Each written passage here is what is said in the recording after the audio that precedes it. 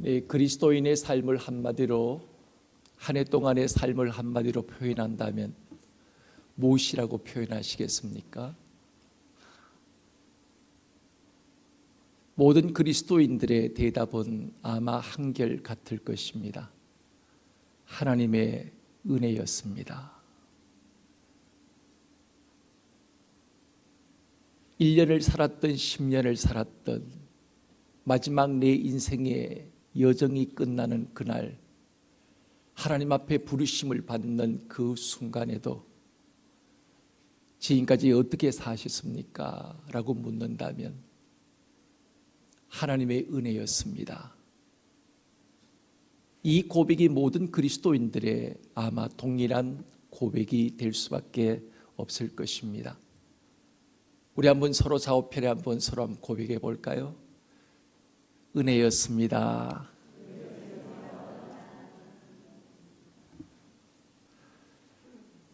설교는 길게 하기보다 짧게 하기가 참으로 어려운 것 같습니다. 여러분에게 늘 짧게 하기를 열망을 했지만, 그리고 약속을 한 적도 있었지만 몇 번 지키지 못한 것 같습니다. 늘 하다 보면 설교가 길어지고, 그래서 약속을 많이 지키지 못했구나 한 그 생각을 늘 저도 잊고 산 것이 아니라 늘 설교를 하면서도 마음에는 염두에 두고 지금까지 여기까지 오게 되었습니다. 이제 송구영신 예배를 말씀이 남아있기는 하지만 주일 예배 말씀으로는, 공식적인 설교로는 오늘이 마지막이 될 것 같습니다. 오늘은 한번 그 시간 안에 끝내보기로 한번 몸부림을 쳐봤습니다. 하지만 오늘 또 지켜지기는 조금 어려울 듯한 그런 마음이, 그런 생각이 들기도 합니다. 25년 동안 최고는 아니었지만 언제나 여러분들에게 최상의 것을 먹이기 위해서 몸부림을 쳐왔습니다.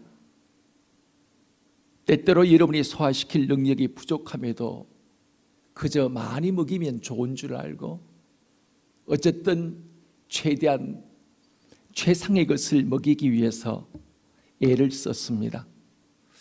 설교자는 밥을 짓는 주부와 아마 비슷한 그런 마음입니다. 아침을 차리고 나면 점심은 또 무엇을 먹여야 되나, 또 점심을 먹고 나면 저녁은 또 식구들에게 어떤 영양가 있는 음식을 먹이면 좋을까. 아이들은 맨날 최선을 다하지만 왜 오늘은 풀밭입니까? 우리가 양떼입니까? 왜 풀만 먹이는 겁니까? 최선을 다해 주부가 준비를 하지만 그러나 식구들에게는 늘 불만의 마음이 금치 못할 때가 많은 것 같습니다.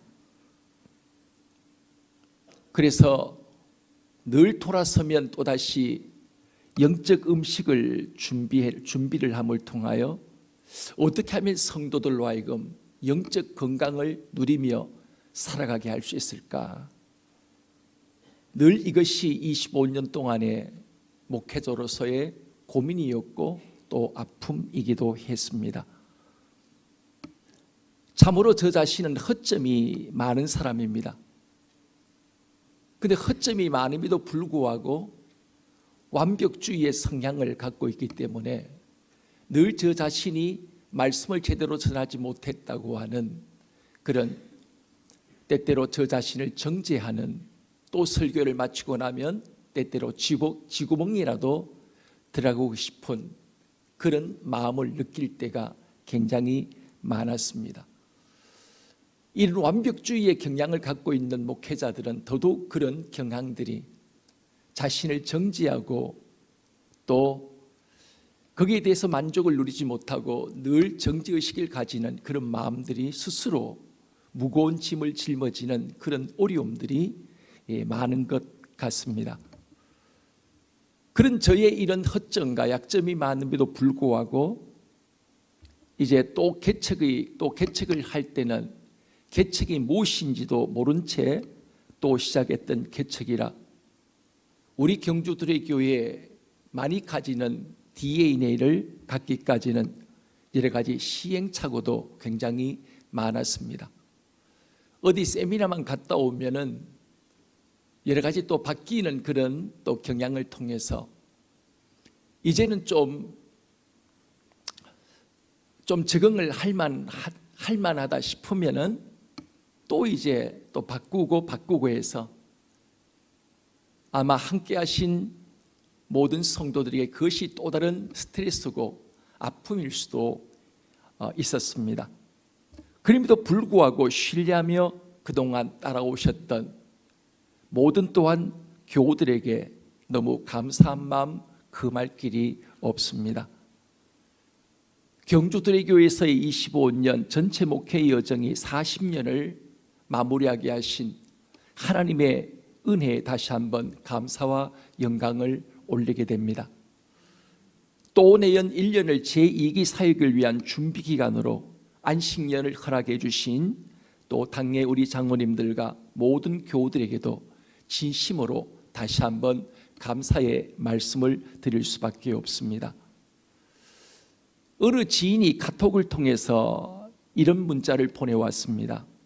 목사님, 바울처럼 목회 표대를 믿음으로 완주하신 목사님이 참으로 부럽습니다 하는 이런 부러움에 담긴 앞으로 목회의 여정이 너무 많이 남아 계셨기 때문에 아마 이제 그런 부담감을 갖고 목회의 여정을 마치고자 하는 또 저를 향하여 부러움의 그런 표시를 보내오기도 하셨습니다. 이런 부러움은 그분만의 부러움이 아니라 동일하게 또한 조기 은퇴로 사역을 마치기는 하지만 저 또한 수많은 앞선 선배들의 아름다운 은퇴하는 모습을 보며 마지막 죽음의 순간에 후회 없이 아름다운 모습으로 하나님 앞에 또 나아가시는 그분들의 모습은 또 저에게 또 다른 부러움의 대상이 되어지기도 합니다. 오늘 본문의 말씀의 결론은 사실 너무 간단합니다. 한마디로 끝까지 믿음으로 버티고 견디고 이겼더니 잘 살았더라. 이것이 바로 오늘 이 본문에 나오는 결론적인 말씀입니다.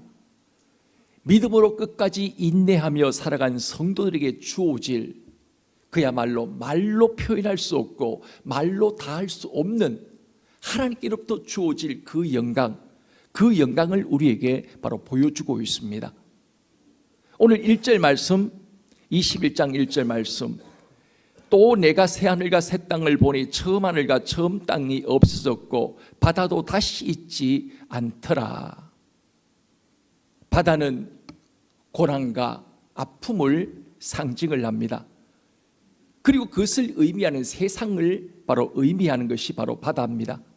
그래서 외로부터 인생은 고해와 같아, 고난의 바다와 같아, 이런 말들을 바로 서슴없이 이야기하는 것은 인생을 하루를 살면 하루가 참으로 고생스럽고 1년을 살면 1년이 더 고생스럽고 10년을 살면 10년이 고통스럽고 때때로 좋은 일도 있지만 인생을 살면 살수록 더욱더 인생은 그야말로 고해와 같은 인생의 모습일 수밖에 없다는 것이 우리 모두의 한결같은 고백일 수밖에 없을 것입니다.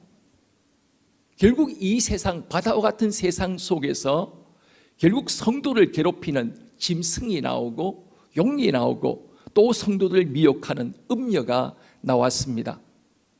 그런데 하나님께로부터, 하늘로부터 하나님께로부터 내려오는 새하늘과 새 땅, 즉 새 예루살렘은 더 이상 그곳에는 바다가 없습니다. 오늘 말씀처럼 처음 하늘과 처음 땅이 없어졌고 바다도 다시 있지 않더라. 더 이상 인생에게 바로 고난과 아픔, 이별과 서러움, 질병과 여러 가지 힘겨움이 이제는 다 사라졌기 때문이었습니다. 하늘로부터 하나님으로부터 내려오는 바로 새하늘, 그 새 땅에는 더 이상 오늘 4절 말씀처럼 눈물이 없습니다. 모든 눈물을 그 눈에서 닦아주시니 다시는 사망이었고 애통하는 것이나 고간인 것이나 아픈 것이 다시 있지 아니하리니 처음 것들이 다 지나갔음이로라. 그리고 2절 말씀, 주님이 준비한 새하늘과 이 새 땅, 한문으로는 신천신지라고 하죠. 기분 나쁘게 이 말에서 신천지란 말이 나왔습니다. 굉장히 좋은 말인데 신천신지란 그 말이 굉장히 좋은 말인데 신천지에서 이 말을 쓰다 보니까 오히려 이 말을 쓰면 이상한 이단처럼 때때로 느껴지는 그런 마음이, 그런 느낌들이 있습니다. 오늘 하늘로부터 하나님부터 내려오는 바로 새하늘과 새 땅, 즉 새 예루살렘은, 그 나라는 점차적으로 좋아지는 나라가 아닙니다. 인간의 노력과 몸부림과 애씀으로 우리의 그 노력의 결과로 이루어진 좋은 나라, 좋은 세상이 아닙니다. 그 나라는 하나님께로부터 하늘에서 내려오는 완전한 새로운 나라입니다. 그래서 그 나라는 아픔이 없고 병듦이 없고 이별이 없고 다시는 눈물이 없고 고난이 없는 바로 그러한 완전한 새로운 세상인 것입니다. 그리고 하나님과 함께 살아갈 그 나라는 마치 신부가 신랑을 위하여 단장한 것처럼, 이 비유는 더 이상 아름다울 것이 없는 모습을 가진 나라다, 그것을 바로 표현하는 말씀입니다. 왜냐하면 신부의 최고의 날이 언제죠? 바로 결혼식입니다. 그때 신부의 단장한 꽃단장을 한 신부의 모습은 이 땅의 어떤 것과도 바꿀 수 없는 아름다움을 가진 상징적 표현이 바로 신부가 신랑을 위해서 예비된 것과 같아. 가장 아름다운 최상의 더 이상 아름다울 수 없는 최고의 그 모습을 우리에게 바로 보여주고 있는 것입니다. 오늘 주님은 그 나라의 확실성을 위하여 인간이 지어낸 그런 나라가 아니라, 허황된 나라가 아니라, 그 나라는 확실한 나라요, 분명한 나라임을 다시 한번 일깨워주기 위해서 먼저 1절 1절 시각적 표현으로 우리에게 말씀하고 있습니다. 또 내가 새 하늘과 새 땅을 보니, 그리고 2절 말씀, 또 내가 보매, 시각적으로 그 나라의 분명한 확실히 볼 수 있는 나라임을 우리에게 보여주고 있습니다. 뿐만 아니라 청각적인 표현을 우리에게 또한 들려주고 있습니다. 그 말씀이 3절입니다. 그 말씀이 3절, 내가 들으니 보좌에서 큰 음성이 나서 이르되 보라, 하나님의 장막이 사람들과 함께 있음에 하나님이 그들과 함께 계시리니 그들은 하나님 백성이 되고 하나님은 친히 그들과 함께 계셔서. 그리고 4절 촉각적으로 주님이 친히 그 나라에서 세상에서 아픔과 상처를 가진 흐르는 그 눈물을 닦을 길 없는 인생이었던 그들을 위하여 4절 모든 눈물을 그 눈에서 닦아주시니, 누가 함께 하심으로 친히 그 아픔을 닦아주신다는 거죠. 예수님이, 우리와 함께 하시는 예수님이 영원한 그 나라에서 이 땅에서는 그 눈물을 흘려도 그 아무도 그 눈물을 닦아줄 인생이 없었습니다. 그러나 그곳에는 완전하신 주님이 완전한 그 나라에서 모든 눈물을 닦아주신다. 위로와 기쁨이 넘치는 그러한 완전한 나라를 우리에게 바로 보여주고 있습니다. 그리고 이 나라를 약속하신 하나님은 신실하셔서 이제는 우리가 믿지 못할까 봐 기록으로 남겨라. 이제는 눈으로 보고 우리가 귀로 들으면 못 들었습니다, 못 봤습니다, 오리발 내밀면 어떻게 막을 방법이 없습니다. 그죠? 그러나 확실하게 이것이 변치 않는 하나님의 분명한 약속이요 분명한 우리에게 임할 그 나라임을 분명히 다시 한번 확인시켜주기 위하여 5절 말씀입니다. 보좌에 앉으신 이가 이르시되 보라 내가 만물을 새롭게 하노라 하시고 또 이르시되 이 말은 신실하고 참되니 기록하라. 문서상으로 주님은 그 나라가 분명한 나라임을 우리에게 문서로 나누셔서 그 누구도 거짓말하지 마라. 그런 나라가 어디 있냐? 오늘 주님은 문서를 통하여 기록을 통해서 확실하게 우리에게 그것을 기록함을 통하여 그 나라의 분명한 확실성, 그것을 다시 한번 우리에게 일깨워주고 보여주고 우리에게 말씀하시고 있습니다. 그러면 그 나라에 있는 것과 없는 것, 무엇이 있고 무엇이 없겠습니까? 우리가 창세기 말씀은 시작의 책이라고 말씀드렸습니다. 그리고 요한계시록은 마지막 완성의 책이라고 말씀을 드렸습니다. 이 시간 그 표로 한번 보겠습니다. 창세기 1장, 2장, 3장을 이제 들어서, 그리고 창세기의 맨 앞 3장, 그리고 성경의 마지막 요한계시록의 마지막 20장, 21장, 23, 22장, 처음 3장과 처음 마지막 3장은 확실하게 이것을 대조적으로 우리에게 바로 보여주고 있습니다. 이 모든 것에 창조하신 분은 바로 누구죠? 하나님이십니다. 완성하실 분 또한 하나님이십니다. 창세기 1장 3장은 처음 하늘과 처음 땅을 우리에게 바로 보여주고 있습니다. 요한계시록은 마지막 하늘과 마지막 땅을 우리에게 바로 보여주고 있습니다. 창세기 1장의 3장은 처음 안식을 우리에게 말씀하셨습니다. 그리고 요한계시록은 마지막 안식을 우리에게 바로 보여주고 있습니다. 창세기에는 낙원을 우리가 하나님 앞에 불순종을 통해 범죄함을 통하여 낙원을 잃어버린 불쌍한 인생의 모습을 보여줍니다. 요한계시록은 그 낙원에 잃어버린 낙원의 복락원, 회복을 우리에게 보여주시고 있습니다. 창세기에도 생명나무와 강물이 흘러내립니다. 그리고 그러나 그 나무와 강물을 잃어버렸습니다. 요한계시록은 생명나무와 강물이 다시 마르지 않는 생명수의 강물이 흐르고, 그리고 그 나라에서 모든 또한 이제는 다시 목마르지 않는 그 삶을 살게 됩니다. 그리고 남편과 아내의 모습으로 창세기를 표현한다면 요한계시록은 어린 양과 신부의 모습으로 우리에게 보여주고 있습니다. 창세기는 사탄의 승리를 보여줍니다. 범죄함을 통하여 모든 사람이 마귀의 종도를 하는, 마귀의 종된 삶이 시작되어진 것입니다. 요한계시록은 사탄의 완전한 패배를 우리에게 보여줍니다. 창세기는 심판을 선언하고 요한계시록은 심판을 이제는 집행하게 됩니다. 창세기는 하나님의 얼굴이 죄를 통하여 감추어지게 되어집니다. 이제 요한계시록 말씀은 하나님의 얼굴을 직접 보게 되어집니다. 그리고 창세기에는 저주가 선언되어집니다. 그리고 요한계시록에는 모든 저주가 제거되어집니다.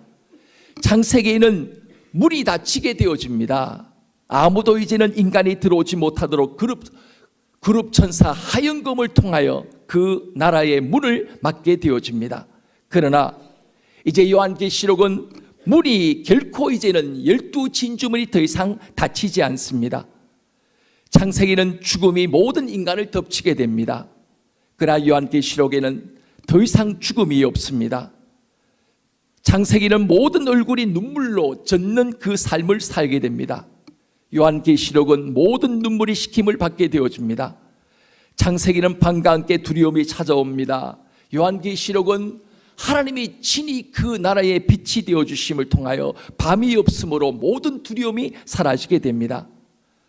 창세기는 생명나무에 나무로부터 추방을 당하게 되어지고 요한계시록은 생명나무에 대한 권리를 다시 얻게 되어집니다. 창세기는 지상의 낙원에서 쫓겨남을, 에덴에서 쫓겨남을 당하게 되어집니다. 요한계시록은 드디어 천국의 도성을 상속으로 받게 되어집니다.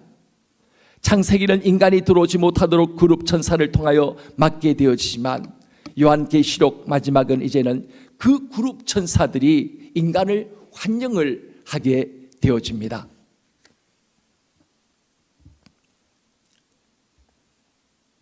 자, 이렇게 확실한 대조를 우리에게 바로 보여주고 있습니다. 하나님은 알파, 모든 것의 시작이시며 오메가, 모든 것의 마지막 완성이 되시는 분이십니다. 하나님은 하루의 시작과 끝이십니다. 하나님은 인생의 출생과 마지막 죽음을 주관하시는 분이십니다. 그분은 주시기도 하지만 취하기도 하시는 분이십니다. 하나님은 역사의 시작이시며 역사의 마지막이십니다. 하나님은 우주의 기원이시며 하나님은 또한 우주의 마지막 종말이시기도 합니다. 드디어 만물을 새롭게 하시는 그날, 누가 그 완성된 나라에 바로 들어가게 되어지는 것일까요? 오늘 7절 말씀, 21장 7절입니다. 다 같이 읽겠습니다. 이기는 자는 이것들을 상속으로 받으리니 나는 그의 하나님이 되고 그는 내 아들이 되리라. 아멘. 누가요? 누가 그 나라에 들어가죠? 이기는 자. 그럼 이기는 자가 바로 누굴까요? 성경은 성경이 해석을 하게 되어집니다. 요한 1서 5장 4절서 5절 말씀, 무릇 하나님께로부터 난 자마다 세상을 이기느니라. 세상을 이기는 승리는 이것이니 우리의 믿음이니라. 예수께서 하나님의 아들이심을 믿는 자가 아니면 세상을 이기는 자가 누구냐? 누구를 믿는 믿음이 결국은 이기는 자로 마지막 승리하는 자로 살게 한다고요? 예수 그리스도를 온전히 믿는 자.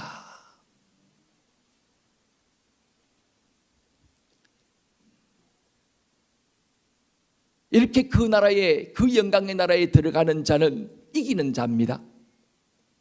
온전한 예수 그리스도를 향한 믿음을 가진 자입니다. 그러면 그 영광의 나라에 누가 들어가지 못할까요? 8절 말씀입니다. 확실하게 누가 들어가지 못하는지 우리에게 바로 보여주고 있습니다.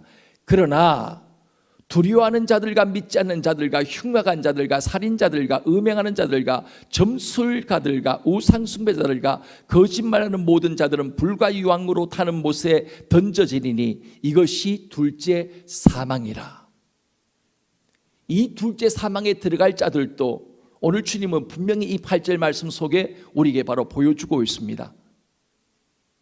결국 첫 번째는 누구였습니까? 두려워하는 자였습니다. 왜 이들이 두려워하는 이유가 바로 무엇일까요? 주님을 믿지 않고 주님의 사랑을 받아들이지 않기 때문입니다. 요한 1서 4장 16절 말씀, 사랑에는 두려움이 없습니다. 세번역 성경입니다. 완전한 사랑은 두려움을 내쫓습니다. 두려움은 징벌과 관련이 있습니다. 두려워하는 사람은 아직 사랑을 완성하지 못한 사람입니다. 예수 그리스도와 인격적 그 사랑을 아직도 누리지 못하는 성도는 결국 내 인생의 주인이신 그분보다 세상의 모든 것들이 더 크게 보이기 때문에 실패가 더 크게 보이고 좌절이 더 크게 보이고 내 인생의 문제가 주님보다 더 크게 보이기에 두려움에 떨며 살아갈 수밖에 없는 것입니다. 오늘 여러분을 아직도 두렵게 하는 것이 있습니까? 여러분 무엇이 두렵습니까? 죽음이 두렵습니까? 내일이 두렵습니까? 아니면 다가오지 않는 미래가, 불확실한 미래가 두렵습니까? 오직 성도의 두려움은 한 분 하나님 외에는 이 땅에 어떤 것도 우리의 두려움의 대상이 되어줄 수 없습니다. 마귀도 우리의 두려움의 대상이 아닙니다. 죽음도 우리의 두려움의 대상이 아닙니다. 나를 믿는 자는 죽어도 살겠고 무릎 살아서 나를 믿는 자는 영원히 죽지 아니하리니 내가 이것을 믿느냐? 믿음의 사람에게 죽음이 두렵겠습니까? 오늘 또 주님이 우리의 선한 목자가 되셔서 내 인생을 이끌어 가신다는 것을 믿는 성도에게는 비록 불투명한 미래라 할지라도 그 미래가 우리에게 두려움을 결코 줄 수 없습니다. 여호와는 나의 목자시니 내가 부족함이 없으리로다. 왜냐하면 그 주님이 우리의 삶을 이끌어 가시기 때문입니다. 그리고 두 번째는 믿지 않는 자들입니다. 이 믿지 않는 자들은 불과 유황불에 꺼지지 않는 둘째 사망에 들어가게 되어집니다. 여러분, 임마누엘을 믿지 않는 자, 오늘 또 이 땅을 다스리고 통치하는 분이 사람이 아니라 정권이 아니라 정치가 아니라 나보다 더 힘이 센 그 사람들이 아니라 오늘 또 이 역사의 배후에 주님이 다스리고 통치하시며 주님의 그 통치가 오늘 또 이 땅을 다스리고 내 삶을 지배하시고 이끌어 가신다는 사실을 우리는 언제나 잊지 않아야 합니다. 바로 주님의 주권을 분명히 믿고 고백하는 성도, 그리고 주님의 그 이끄심과 통치함을 믿지 못하게 되어질 때 결국 주님 대신에 사람은 우상을 섬기도록 되어 있습니다. 주님보다 돈을 더 의지하든지 명예를 더 의지하든지 사람을 더 믿든지 아니면 이것저것 다 못 믿으면 돌 앞에서라도 엎드려서 빌든지 우상을 섬기든지. 그래서 오늘 말씀 속에 또 다른 그 나라에 들어가지 못한 자들, 살인자, 음행하는 자다, 점술가, 우상숭배자, 거짓말하는 모든 자들은 라고 이렇게 우리에게 말씀하고 있기 때문입니다. 그리고 거짓말하는 자도 들어갈 수 없다고 말씀하고 있습니다. 여러분, 성도는 말이 보증수표가 되어져야 합니다. 그러나 오늘 우리가 일반적인 거짓말을 말할 수도 있지만 오늘 이 말씀 속에 이 거짓말하는 자는 요한 1서 2장 21절 거짓말하는 자가 누구냐? 예수께서 그리스도임을 부인하는 자가 아니냐? 아버지와 아들을 부인하는 그가 즉 그리스도니. 예수님을 대적하는 자, 결국 예수가 그리스도임을 믿지 않는 자, 이들이 결국 거짓말하는 사람들입니다. 우리가 진정 그 주님이 내 인생의 진정한 주인 되심을 믿지 못하게 되어질 때 내가 내 인생의 주인이 되어 결국 사람에게 사기를 치더라도 내 인생을 만들어 가야 하기 때문에 우리는 거짓말하는 인생을 우리가 살아가게 되어줄 수밖에 없는 것입니다. 여러분, 사람은 누구나 죽습니다. 히브리서 9장 27절 말씀, 한 번 죽는 것은 사람에게 정해진 것이요 그 후에는 심판이 있으리니. 여러분, 사람은 한 번 태어나면 두 번 죽습니다. 그러나 두 번 태어나면 한 번 죽습니다. 무슨 얘기죠? 엄마로부터 한 번의 출생을 하게 되어지면 반드시 한 번만의 출생으로는 두 번 죽을 수밖에 없습니다. 육적인 죽음과 두 번째 사망, 영적 죽음 함께 경험하게 되어줄 수밖에 없습니다. 그러나 두 번 태어나면 한 번 죽습니다. 어떻게 두 번 태어날까요? 한 번은 부모로부터 출생, 한 번의 출생과 또 한 번은 성령과 예수 그리스도의 십자가의 보혈로 거듭나는 삶. 더 이상 내가 내 인생의 주인이 아니라 내 인생의 주인이신 예수 그리스도의 통치와 다스림 속에 살아가는 믿음의 성도. 내가 그리스도와 함께 십자가에 못 박혔나니 그런즉 이제는 내가 산 것이 아니요 오직 내 안에 그리스도께서 사신 것이라. 이제 내가 육체 가운데 사는 것은 나를 사랑하사 나를 위하여 자신을 버리신 하나님의 아들을 믿는 믿음 안에서 사는 것이라. 2번 나게 되어지면 한 번 육적인 죽음으로 모든 것이 끝나게 됩니다. 그리고 영원한 주님의 영광의 나라에 우리가 참여하는 자가 되어지게 되어집니다. 바로 주님이 언제 오시든지 준비된 자, 믿음의 경주를 끝까지 아름답게 완주한 자, 결국 이들에게 그 나라는 아름다운 하늘로부터 하나님으로부터 하늘에서 내려오는 영원한 그 나라에서 우리가 주님께서 주시는 주와 더불어 함께 영원한 기쁨 속에 살아가게 되어지는 성도의 인생을 살게 되어지는 것입니다. 오늘 그러므로 천국에 들어가는 길은, 유일한 길은 오직 한 길밖에 없습니다. 우리가 잘 아시는 요한복음 16장 4절 말씀처럼, 14장 6절 말씀처럼, 내가 곧 길이요 진리요 생명이니 나로 말미암지 않고는 결단코 천국에 들어갈 수 없느니라. 오직 예수 그리스도의 그 피로 죄 씻음을 받은 사람만이 오직 그 나라의 영광 속에 들어가게 되어지는 것입니다. 그래서 요한계시록 7장 14절 공동번역으로 한번 읽어드리겠습니다. 어른께서 잘 알고 계시지 않습니까? 하고 내가 대답했더니 그는 나에게 다음과 같이 말했습니다. 저 사람들은 큰 환난을 겪어낸 사람들입니다. 그들은 어린 양이 흘리신 피에 자기들의 두루마리를 빨아 희게 만들었습니다. 날마다 예수 그리스도의 그 보혈의 피에 자신의 행실을 날마다 깨끗이 씻는 자, 자신의 행위의 옷을 더럽히지 않는 자, 결국 그 사람들이 예수 그리스도가 내 인생의 진정한 주인이심을 믿고 그분의 통치함 속에 살아갈 뿐만 아니라 날마다 하루를 살면 하루의 그 죄를 다할 수밖에 없는 인생 가운데 날마다 매 순간마다 예수 그리스도의 그 보혈로 날마다 자신을 정결하게 입는 사람, 결국 이 사람들이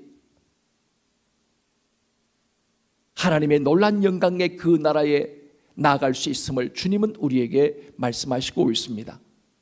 그 나라는 인간의 선행과 공적이나 직분으로 들어가는 곳이 아닙니다.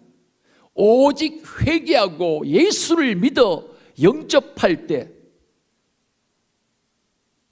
영생을 얻을 수 있다고, 그리고 그 영광의 그 나라에 들어갈 수 있음을 주님은 우리에게 말씀하시고 있습니다. 여러분, 그러므로 성도는 예수를 잘 믿어야 합니다. 여러분, 왜 우리가 교회에 다니죠? 교회에 다니시는 이유가 바로 뭐죠? 예수를 잘 믿기 위함이 아닙니까? 오직 우리가 여러분 교회에 다니는 목적은 하나밖에 없습니다. 예수를 잘 믿기 위해서입니다.